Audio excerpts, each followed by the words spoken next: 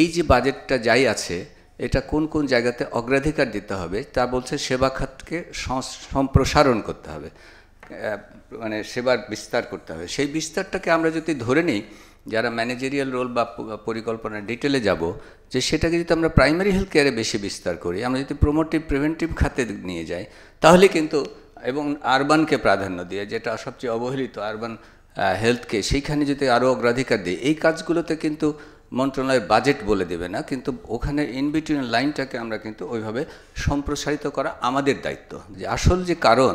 যে human resource, এবং সেই হিউম্যান রিসোর্স শুধু ডাক্তার নার্স বলে নেই, ওখানে কিন্তু টেকনোলজিস্ট, অন্যান্য ম্যান পাওয়ার, সহায়ক জনশক্তির উল্লেখটা রয়েছে, যেটা আমরা আগে সবসময় ডাক্তার নার্স নির্ভর, মাননীয় অমুক একটা আদেশ দিয়ে দিলেন এতজন ডাক্তার নিয়োগ হবে, সেই জায়গা থেকে কিন্তু